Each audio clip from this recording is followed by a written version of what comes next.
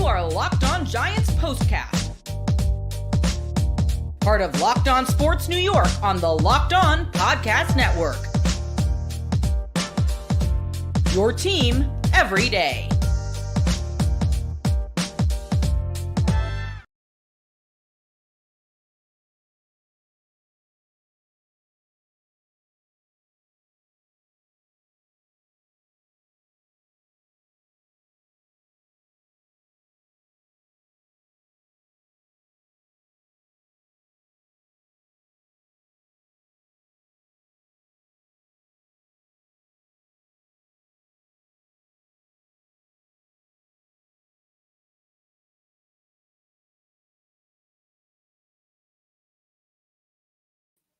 There, I started, but I couldn't get myself up, so I just clicked out of it. Okay, start over. Yeah, I'm going to. Okay. It wasn't me up there.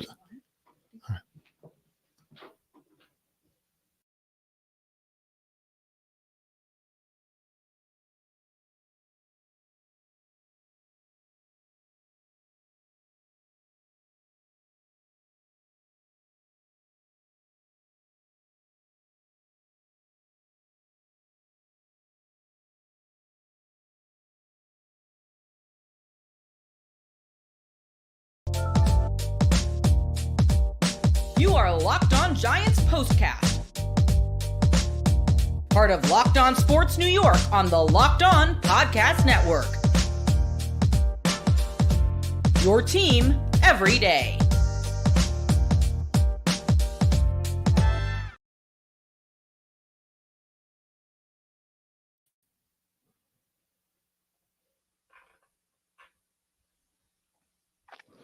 All right, welcome. Forgive the technical difficulties. We are ready to go. It's the Locked On New York Giants postcast. We'll be with you immediately following every Giants game. And in case you're wondering, my name is Jay Berman. Happy to have you aboard. All right, the 100th season of New York Giants football began today with the Minnesota Vikings in town. And if you missed it, which at this point we know you didn't, it was no contest. The Vikings, who also struggled last season, whipped up on the G-Men today, blowing out New York. Final score 28-6. And as we said, coming into the season, more of the same. For a second consecutive year, the Giants are blown out in week one. Last year, of course, it was 40-0 to the Cowboys in front of the home folks. In front of the home folks this time, we saw the Skol chants break out in the lower bowl at MetLife deep into the second half. Needless to say, a lot of the problems we feared the Giants might not have fixed, specifically DJ, they weren't fixed. The quarterback, of course, is Daniel Jones. He struggled today, returning to the lineup for the first time in nearly a year. First the neck, then the knee. He totaled 55 yards passing in the first half. And if we're being honest, and we're going to be honest here, he looked slow, especially out of the pocket. Now, of course, he's not Tyreek Hill. He's not Barry Sanders. Wouldn't be confused with those guys. But he looked real slow. All right, thanks for making Locked On New York your first listen every single day. We are free and available wherever you get podcasts and on YouTube. We're part of the Locked On Podcast Network, your team every day. This episode is brought to you by Prize Picks. Go to prizepicks.com/LockedOnNFL. Use code all lowercase LockedOnNFL to win $50 instantly when you play $5. All right, before we get right back into the game, let me tell you who I am. My name is Jay Berman. You can follow me on X at Jay Berman, Jayberman. And if you're wondering who I am, bear with me. Wonder no more. I'm a New York-based host, anchor, reporter who spent time at a ton of places. Here they are. I've worked at Sports Grid, CBS Sports Radio, CBS 880, 1010 Wins, Bloomberg Radio, News 12 Network, MLB.com, SI.com, WDEF, RNN, and WLNY. All right, so you know exactly who I am. Also want to mention our partners in crime over at Locked On Giants. Patricia Traina handles all the stuff on Locked On Giants. She's the best, so follow, subscribe, and enjoy, and we'll be tag teaming some Giant stuff throughout the season, Patricia and myself. Again, it's Locked On Giants, and with the 100th anniversary season underway, probably a good thing we won't see those uniforms for the rest of the season, despite the fact that I actually like them. but we won't see him again. Just scheduled for that opening game, and that's it. The Giants and Vikings, of course, met in the postseason 2 years ago. Both teams took a step back last season. Looks like the Vikings have improved. The Giants have not. 28-6. And his counterpart, Daniel Jones, was Sam Darnold, who we saw for 3 seasons in MetLife Stadium as a Jet. Well, guess what? He completed his first 11 passes. Make that 12. Completed his first 12 passes. That's the first time in his career he's done that. And by that point, the Vikings were well on their way. The Vikings won the toss. They deferred. The Giants got the ball first. Daniel Jones and the new look offense. His first pass was to Devin Singletary for 5 yards the wrong way. How about that? That was followed by a delay of game. So right out of the gates, your head is in your hand. 3 and out, a punt. Despite the fact that Jones did, in that first drive, have some time under center. Now, nobody was getting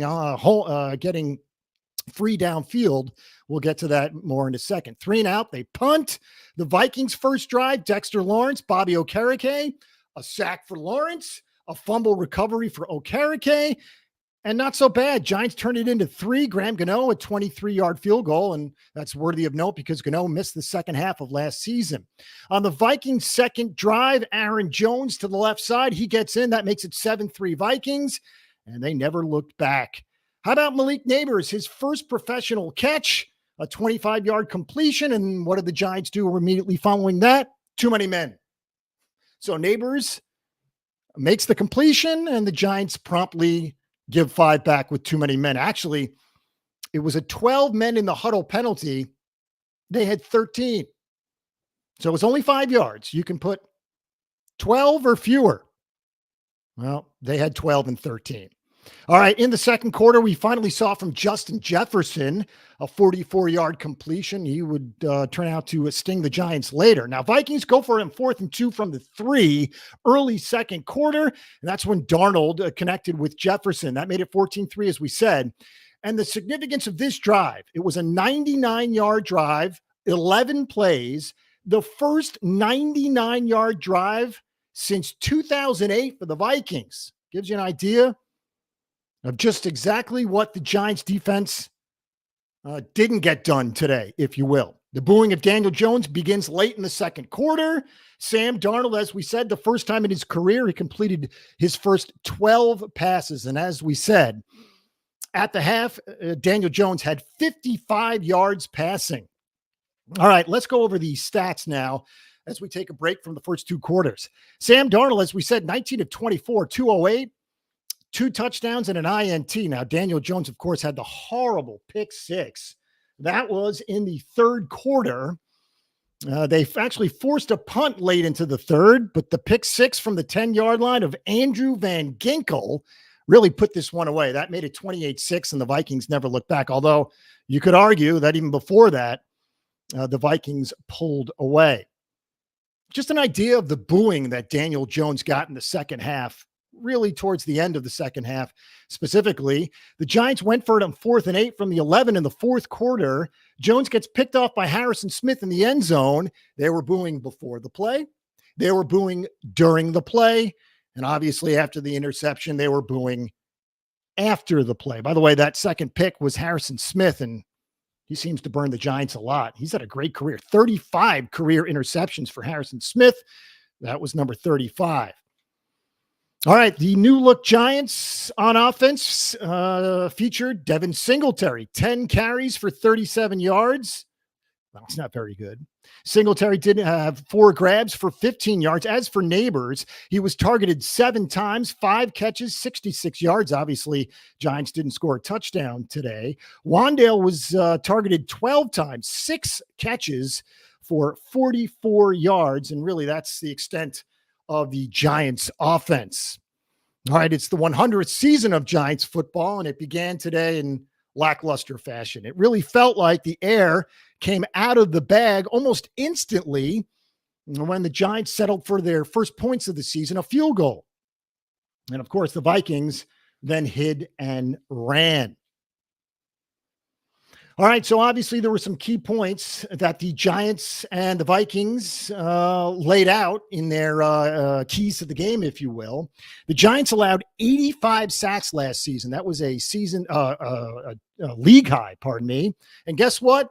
5 more sacks against the Giants today. So that didn't improve. Daniel Jones didn't improve, despite the fact that we only saw him through the Vegas game last year. He looks, simply put, terrible. Now, obviously, it's going to take some time. This is a 4-month regular season, and we always say it's a marathon, not a sprint. But in football, sometimes it's a sprint as well as a marathon. So we have to be patient, but at the same time, take stock in what we have. And lots of fans suggesting that Daniel Jones is not it. We'll have to wait and see. And if it's by any design of the Giants fans in the building, well, guess what? The Giants will be drafting a quarterback next year. Thanks for making Locked On New York your first listen every day. We are free and available wherever you get podcasts and on YouTube. That's where we are right now. We're part of the Locked On Podcast Network, your team every single.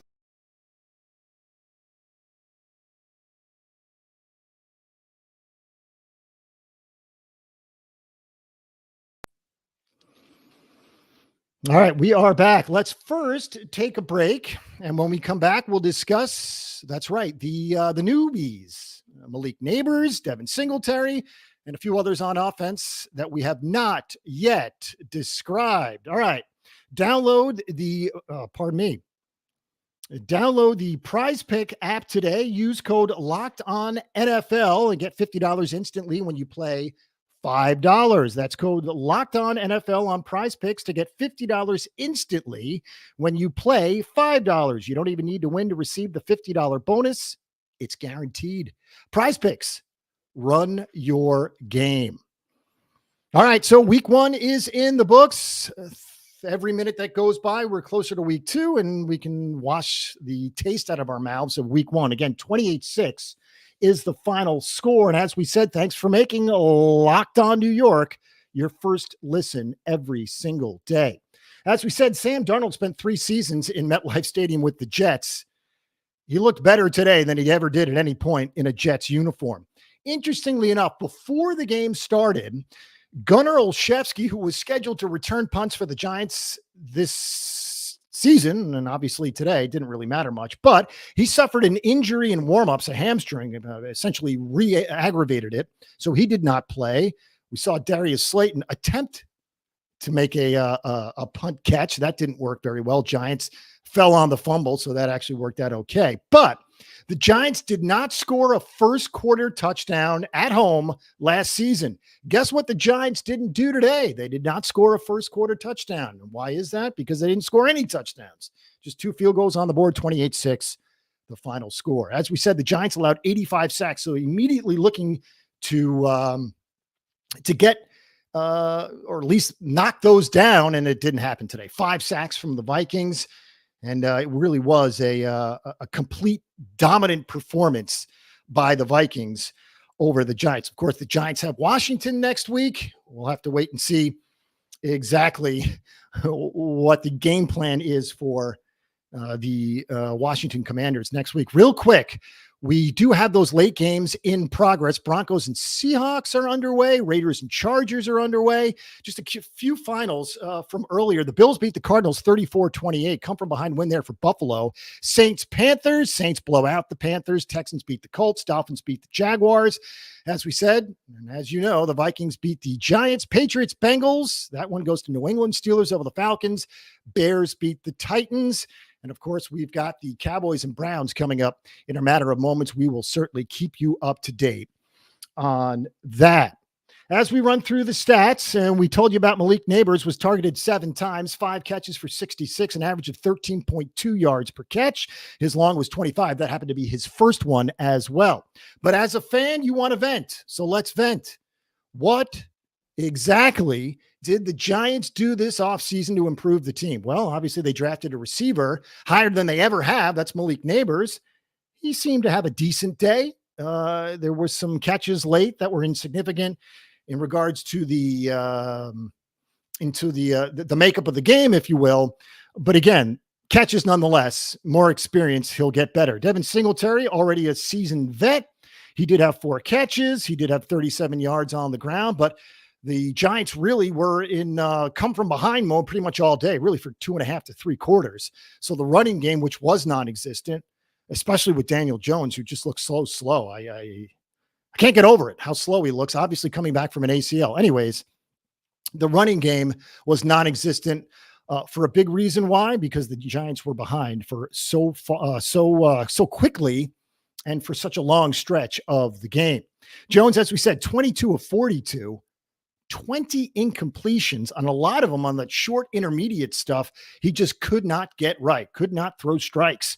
Jones also had 20 yards rushing, but obviously much of that is getting out of the way, if you will.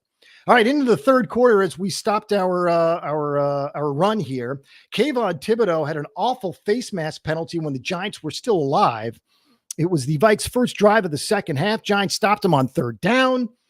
The drive continued, and as many fans pointed out on X, that was a dagger. That one hurt. Jalen Naylor, nicknamed Speedy, a 21-yard touchdown connection from Sam Darnold that made it 21-3, and for all intents and purposes, the game was over at that point. Graham Gano followed with a 50-yard field goal that made it 21-6, and then the fateful play of the pick six on the first play of the next drive. Andrew Van Ginkel, 28-6 Vikings. If you recall, Van Ginkel was on Miami last year. Giants were in Miami last year. Van Ginkel with a big sack on Jones, and the broadcast showed it today. You might have seen it. That was the beginning of the neck problem for Daniel Jones. So he reintroduces himself to Van Ginkel, and Van Ginkel, a pick six. Really was an amazing play. That made it 28-6. There were some boos for Daniel Jones. There were some boos for Brian Dable as well. Dable decided to punt on a 4th and 3 near midfield. The fans booed loudly. And it was really, it was sort of a snowball effect in regards to the booing. First, it was Jones. Then it was Dable, who clearly coached scared at that point in time. Why not go for it? A 4th and 3. Anyways, it all mixed together at that point just because the Giants were so far behind and showing such little improvement from last year, I guess, for lack of a better term. Regardless, we have to turn the page. Despite our venting, Kayvon Thibodeau was pretty quiet after that awful penalty, the face mask penalty on the Vikes' first drive of the second half. He was pretty quiet. In fact, I think at one point he got benched. Not that it made a difference. It didn't. Brian Burns, also a new Giant. He was, at best, barely noticeable. How about that? Made a couple of nice hits. But again, when the Giants needed pressure down a couple of scores, barely hanging on, there was none of that from Thibodeau or Burns. So we'll have to wait and see if the defense can get things kick-started. All right, when we come back after a very short break, we'll talk about the flags because there were plenty of them, and they're quite frustrating. We saw it Thursday. We saw it Friday. We saw it in the college game, although that doesn't really matter. We saw it in the college game yesterday, a lot of flags, and we saw a lot of it yesterday as well. Before we do that, let's take this quick break, and we'll be right back. All right, take the guesswork out of buying tickets with Game Time. That's right, Game Time. Download the Game Time app, create an account, and use code LOCKEDONNFL for $20 off your first purchase. Terms apply. Again, create an account, redeem code, spell it out, LOCKEDONNFL for $20 off. Download Game Time today. What time is it? It's game time.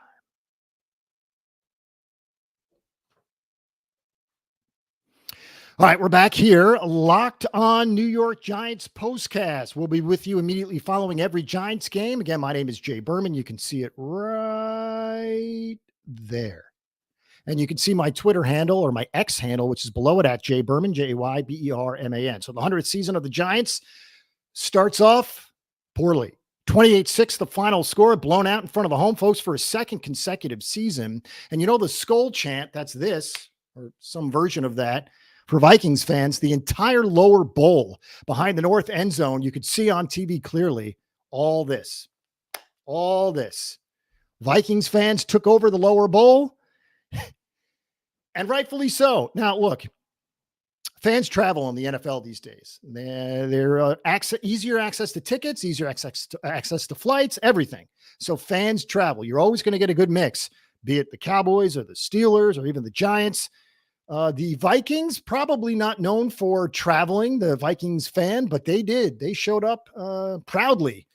And unfortunately, that made it even worse for the fans, both in the stadium and watching on TV, as I was. All right, so Daniel Jones, as we said, needs help. He needs help. Devin Singletary, my first impressions of him as a Giant, a lot like Saquon, in that probably not your fault. Didn't have a great game, but probably not your fault.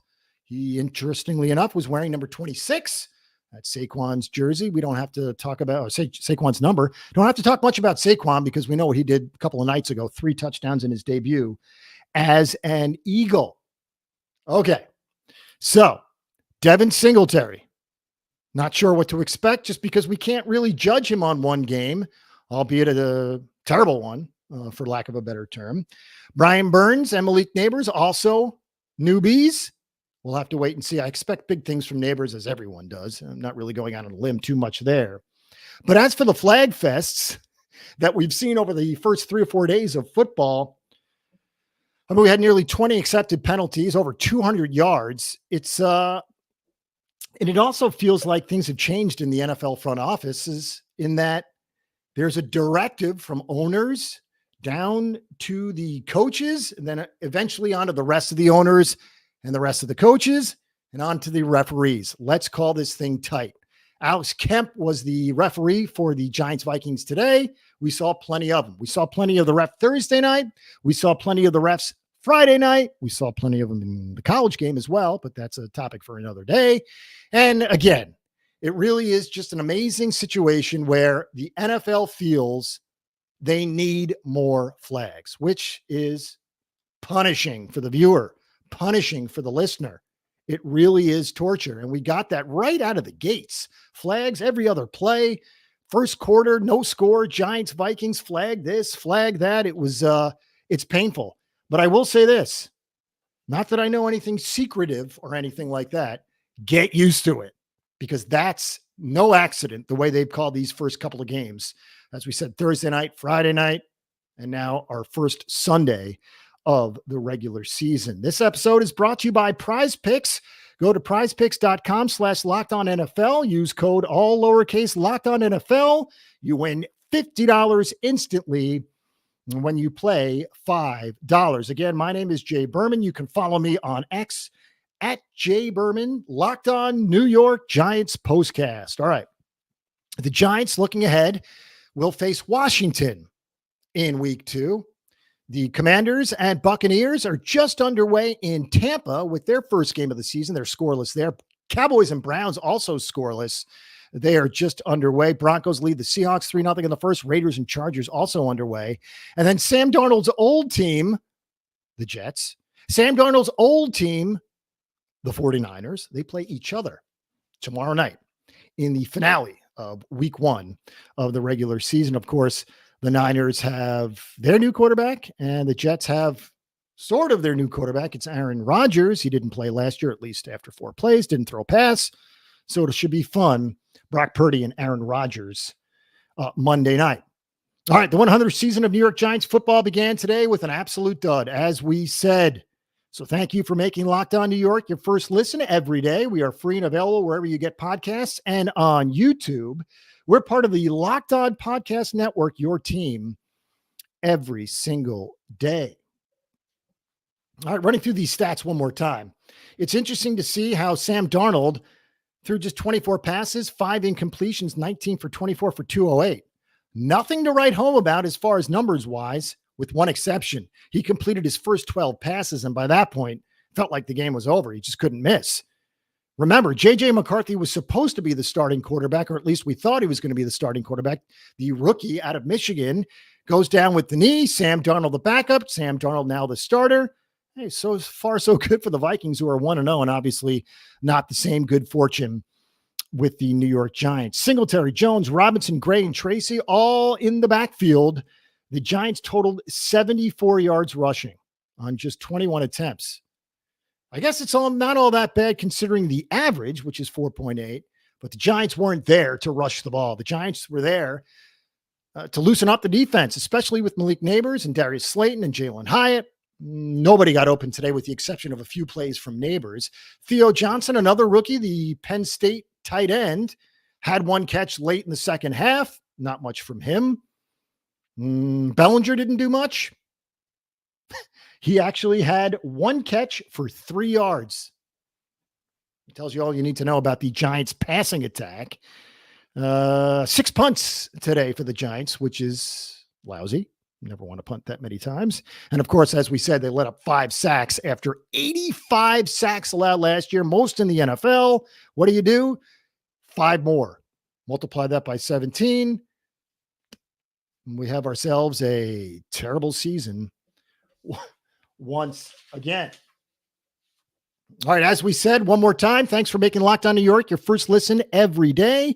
We are free and available wherever you get podcasts and on your YouTube page. We're part of the Locked On Podcast Network, your team every single day. All right, the new Locked On NFL is here. Locked On NFL is now 2 shows every day. First, the madman Tyler Rowland kicks off your morning with a double shot of NFL espresso, and then stop by the barbershop with Tony Wiggins for some real NFL talk. Add in the Locked On local experts, and you get unprecedented NFL insight, hot opinions, detailed breakdowns, all in 30 minutes. It's the new Locked On NFL, and it's twice a day. Make the madman Tyler Rowland and the barber Tony Wiggins your second listen on the new Locked On NFL on YouTube or wherever you get your podcasts. We are running out of time. My name is Jay Berman. Once again, this is the Locked On New York Giants postcast. We'll do it every week, so we're looking forward to Washington next week. Of course, check out Locked On Giants with Patricia Traina. She's the best. Again, my name is Jay Berman. We've had a fun time. I hope you enjoyed it.